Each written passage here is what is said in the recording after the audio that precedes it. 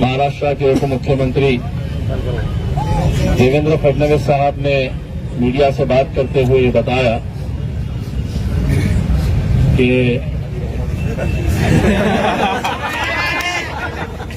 चलिए आप भी बोल ये बताया है कि यह आंदोलन अब बंद कर देना चाहिए। तो मैंने ये फैसला लिया है आपके बोलने के ऊपर ये आंदोलन बंद नहीं होगा।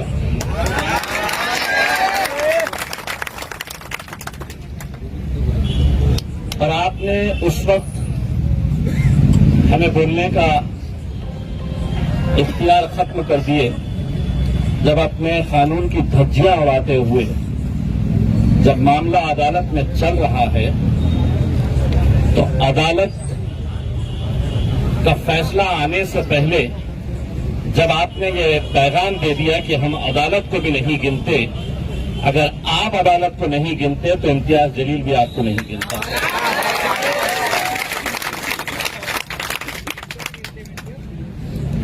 मुझे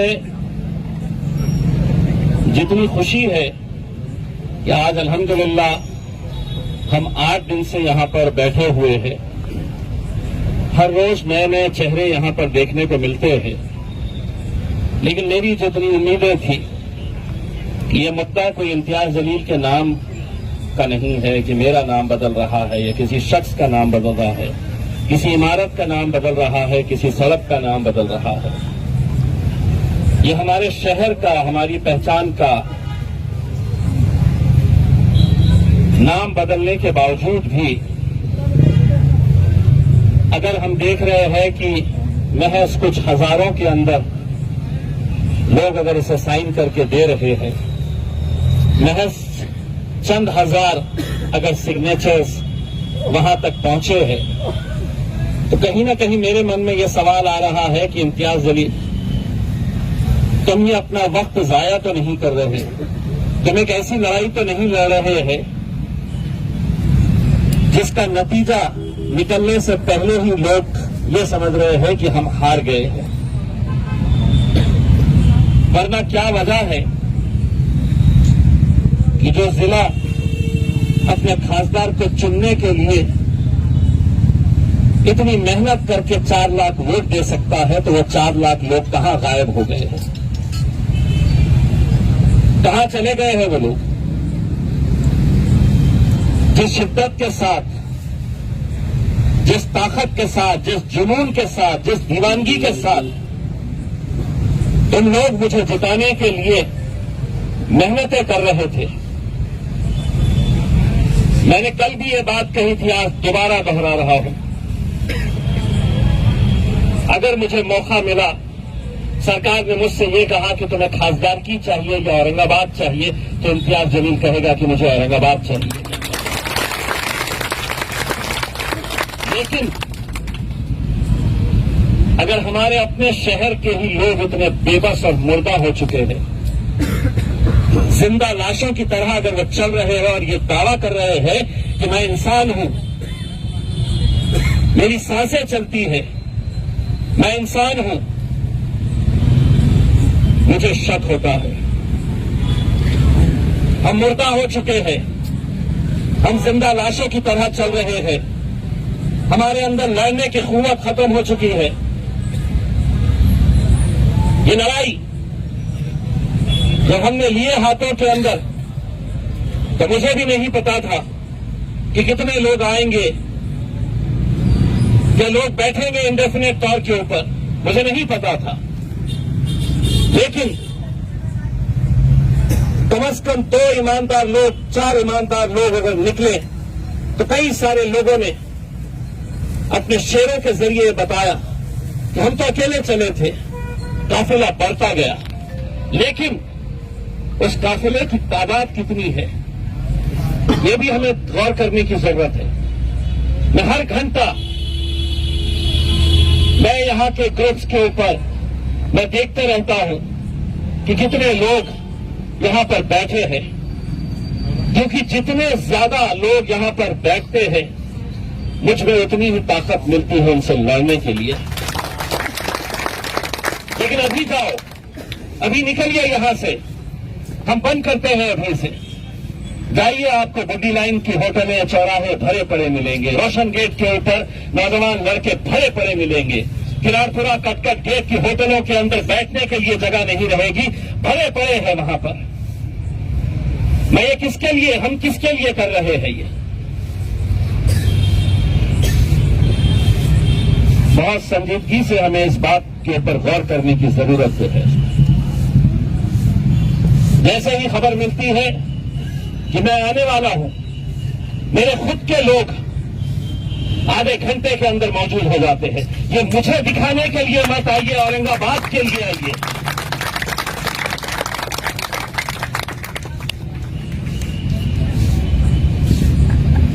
मेरे भाइयों, आपने देखा होगा कि जिस आंदोलन को आपने शुरू किया है उसकी गूंज कहां तक सुनाई दे रही है।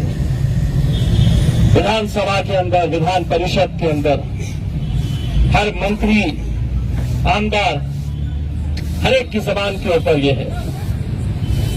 पुलिस प्रशासन, सरकार, हुकूमतें, सेंट्रल गवर्नमेंट पूरी इस बात के ऊपर नजर रखे हुए है। ये कैमरा पुलिस का है,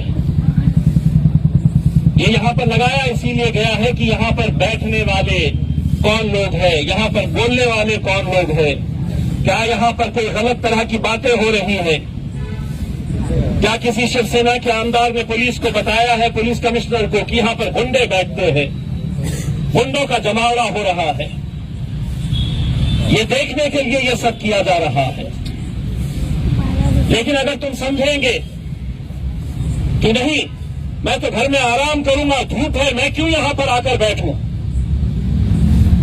मुझे धूप में तकलीफ होती है, मैं घर में अपना आराम करूंगा, आप कह दीजिएगा कि नहीं, हमें औरंगाबाद नाम अब नहीं चाहिए।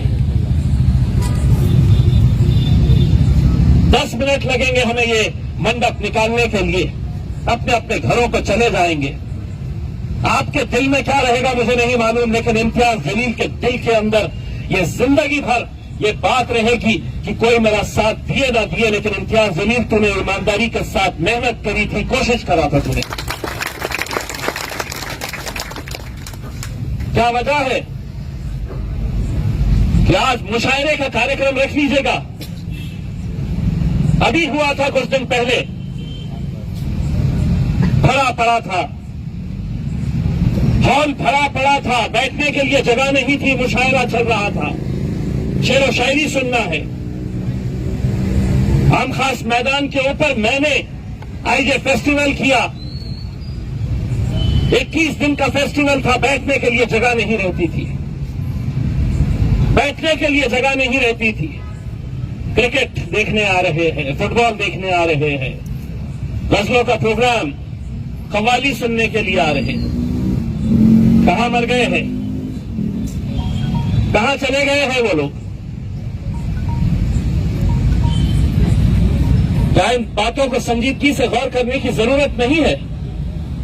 और हम इसे संजीदगी से नहीं ले रहे हैं, इसीलिए अब सरकार को भी लग रहा है कि ये कितने दिन बैठेंगे, कितने दिन बैठेंगे, कितने दिन लड़ेंगे। क्या हमारी जिम्मेदारी नहीं है कि हम घर घर जाए, फॉर्म भरे, जो लोग नहीं भर रहे? क्या यहां पर इस पेंडॉल के अंदर बड़े लिखे, बड़े अच्छे अच्छे डॉक्टर्स, बड़े अच्छे अच्छे वकील, बड़े अच्छे अच्छे प्रोफेशनल्स, कितनों को देखा है आपने? नहीं, उनको तो अपना सेक्युलरिज्म जिंदा रखना है कि नहीं, मैं गया तो तस्वीर में आ जाऊंगा, मैं गया तो दूसरों की नजरों के अंदर आ जाऊंगा। तुम यहां नहीं आकर हमारी नजरों के अंदर गिर जा रहे हैं, तुम हमारी नजरों से गिर रहे हैं तुम। वरना चलिए, कल हम मुशायरे का प्रोग्राम रखते हैं, बड़े बड़े शोरा को बुलाते हैं, पहली सफ में बैठने के लिए मरेंगे, पहली सफ में बैठना है मुझे।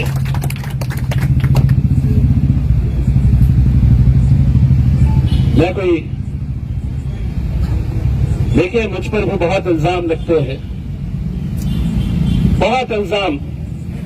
आप मेरा फेसबुक पेज खोल के देखिएगा। मेरी इस तकरीर के बाद आप देखिएगा मेरे फेसबुक पेज के ऊपर अगर 500 कमेंट्स आते हैं तो 400 सिर्फ मुझे गालियां देने वाले आते हैं, सिर्फ गालियां देते हैं मुझे। तुझे अगर इतना ही है तो पाकिस्तान चले जा। मैं क्या जवाब दूं उन्हें? क्या बोलना चाहिए मैंने उन्हें कि नहीं, मैं मुट्ठी भर लोगों को लेकर यहां पर बैठा हुआ हूं और बहुत बड़े एक मकसद को हासिल करने की मैं कोशिश कर रहा हूं। मुट्ठी भर लोगों को, हमारी आबादी क्या है? इतने जो लोग यहां पर खड़े हैं ये तो मेरे हिसाब से कटकट गेट के अंदर 4 होटलों के अंदर बैठे होंगे।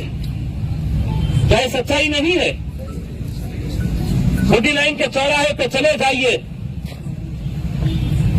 मैंने तो आज बार बार ये बात दोहरा रहा हूं उन तमाम सियासी पार्टियों को कि तुमसे अगर इम्तियाज जलील से तुम्हें शिकायत है, तुम अपना मंडप बाजू लगा लो, मेरे साथ मत आओ, या बोलो कि इसका नेतृत्व हम करेंगे, इम्तियाज जलील तो हमारे पीछे रहना, इम्तियाज जलील तुम्हारे पीछे रहने के लिए तैयार है।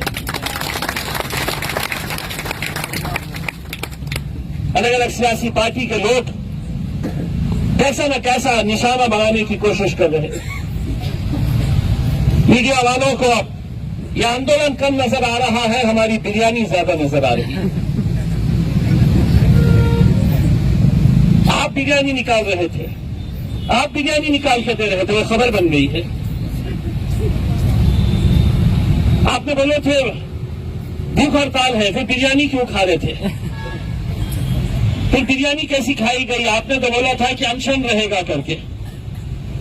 अगर डिक्लेयर मैंने किया था भूख हड़ताल रहेगी तो 10 मिनट में मैंने खत्म कर दिया भूख हड़ताल, क्योंकि बिरयानी खिलाना था मेरे को। क्या करता था? जब फांसी पे लटकाएगा मुझे?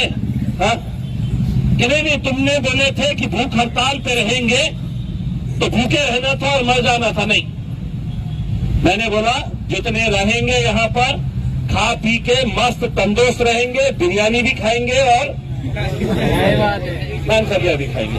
तो रिपोर्टर को मैंने पूछा खाया क्या कभी नान? तो खबर यही कि नहीं, बिरयानी मेरे इम्तियाज जलील निकाल रहा है बोले भगोने में से। वो इसलिए कि उन्हें भी लग रहा है कि यहां पर जिस संजीदगी के साथ हमें बैठना है, जिस संजीदा मुद्दे को लेकर हमें आगे बढ़ना है, कहीं ना कहीं उससे हम भटक रहे हैं।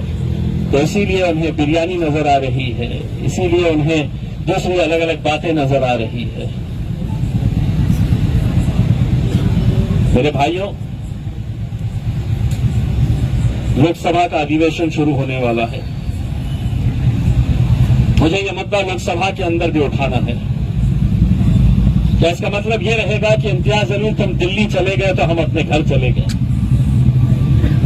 ये लड़ाई आप लोगों की है, ये लड़ाई हम सब की है, हम सबको मिलकर लड़ना है।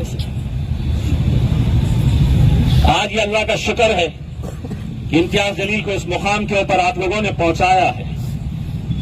लेकिन क्या अगर मैं यहां का सांसद नहीं रहता, खासदार नहीं रहता, मेंबर ऑफ पार्लियामेंट नहीं रहता, यकीन मानिए जितनी ताकत के साथ यहां पर खड़ा हुआ हूं, अगर एमपी नहीं भी रहता तो उतनी ही ताकत के साथ अपने औरंगाबाद को बचाने के लिए खड़े रहता।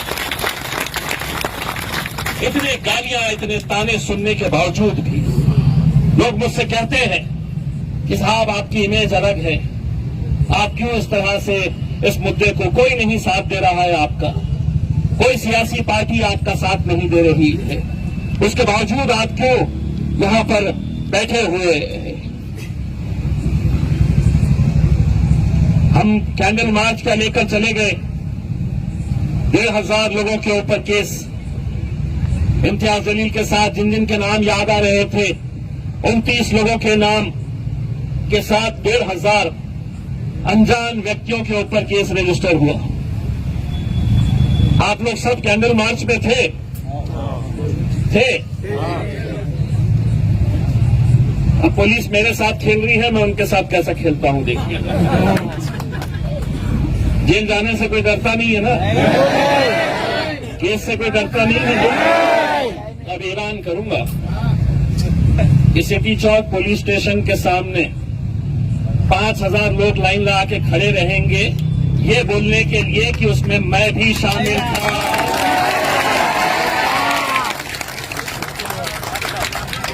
लाइन लगा के खड़े रहेंगे और अंजाम कुछ नहीं है। बोलना मेरा नाम ये है। मैं कैंडल लेकर मोमबत्ती, बड़ी मोमबत्ती लेकर चल रहा था यहाँ से चलकर गेट तक। मेरा नाम लिखो, क्योंकि मेरा नाम है, मैं कोई अनजान नहीं हूँ। तो मेरे खिलाफ करो, मैं 5000 लोगों को पुलिस स्टेशन के सामने खड़े करूंगा। तुम सबको मेरे साथ चलना होगा। जमहूरियत के अंदर हमें इख्तियार नहीं है कि हम आंदोलन नहीं कर सके। सारे कानून तुम्हारे लिए बने हुए कि तुमने जो बोल दिया सो बोल दिया, और हमने खामोशी के साथ सर झुकाकर, जी साहब आपने बोल दिए हैं, अब आंदोलन वापस करो। तो अब इम्तियाज जलील कहेगा हाँ, आप तो गृह मंत्री हैं, आपका सुनूंगा मैं। अरे चलिए, आपके जैसे कितने आए और कितने गए हैं। जिसके साथ रहती है हुकूमत, उनके साथ रहती है। और औरंगाबाद की जनता इस मुद्दे के ऊपर एक ताकत के साथ खड़ी हुई है। एक दूसरी बात, अगर जोर जबरदस्ती से अगर ये आंदोलन को बंद करने की कोशिश की गई, मैं सरकार और प्रशासन को बताना चाहता हूं कि ये आंदोलन कुछ भी नहीं है। इससे बड़ा आंदोलन मैं खड़ा करूंगा अगर जबरदस्ती अगर इसे बंद करने।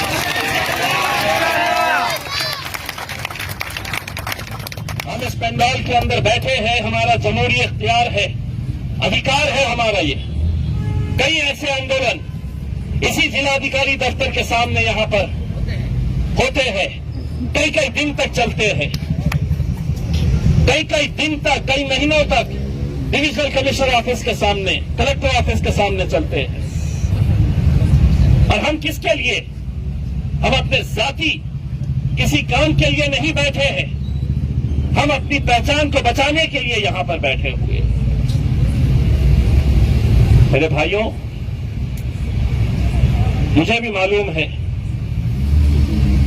पहले दिन जब बैठे तो बहुत सारे लोग बैठे, दूसरे दिन सुबह जोश में बहुत सारे लोग आए, दूसरे दिन उनकी तादाद घटी, तीसरे दिन घटी। फिर अब्दुल्ला भाई को किसी ने तंज मारकर कहा कि वहां पे तो लोग ही नहीं है, तो उन्होंने जवाब दिया 4 लगेंगे करके। लेकिन आप ये सोचिएगा कि आप यहां पर जब बैठते हैं तो जिलाधिकारी के दफ्तर के अंदर खिड़कियों से लोग झांक कर देखते हैं कि कितने लोग बैठे हुए हैं करके। आईबी के लोग डेली अपनी रिपोर्ट देते हैं केंद्र सरकार को, राज्य सरकार को, कि यह आंदोलन बढ़ता जा रहा है या घटता जा रहा है।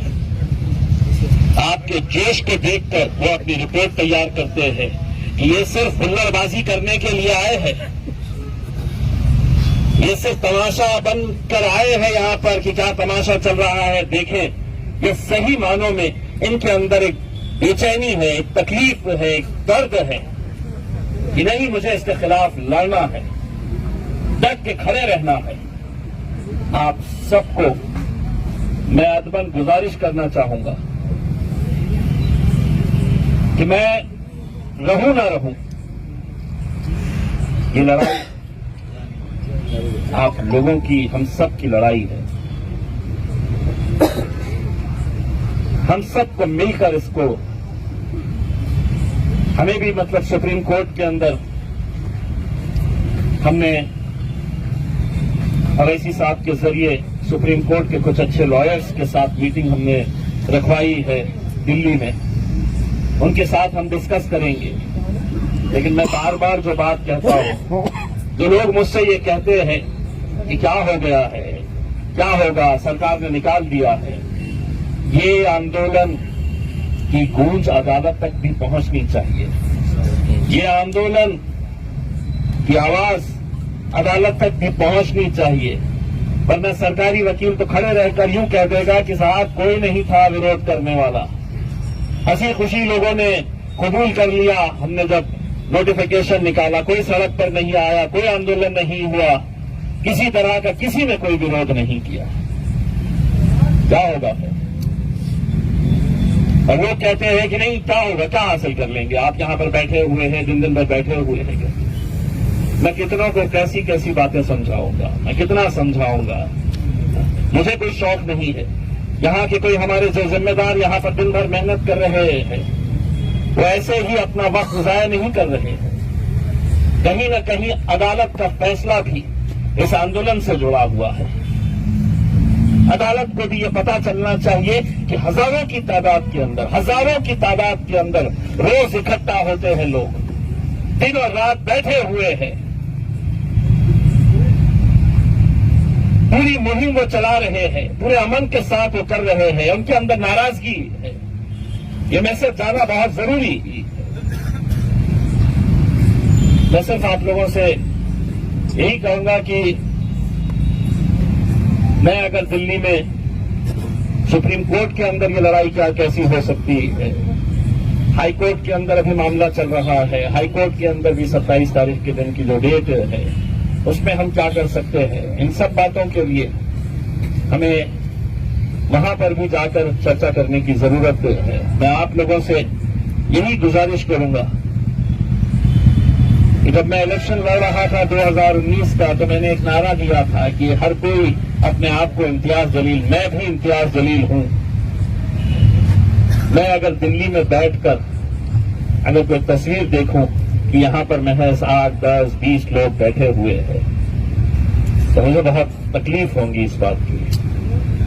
और मैं अगर ये पेंडॉल भरा हुआ देखूं, हुनर आ रहा है कि इतना अच्छा ये लोग बोलते हैं इसमें, लेकिन 2 दिन चूंकि विधानसभा को छुट्टी है,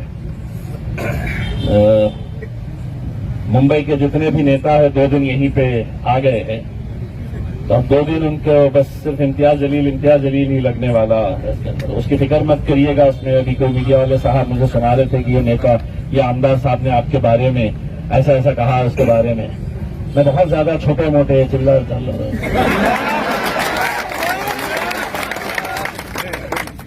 बहुत ज्यादा देता नहीं है।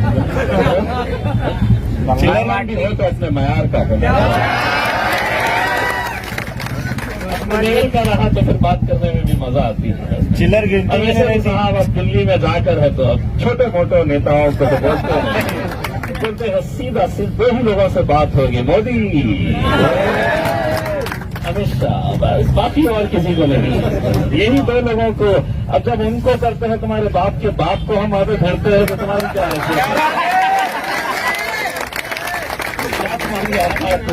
कि हम तुम्हारे को गिनेंगे करके, हम उनको नहीं गिन रहे हैं तो कम क्या चीज है कि मिली।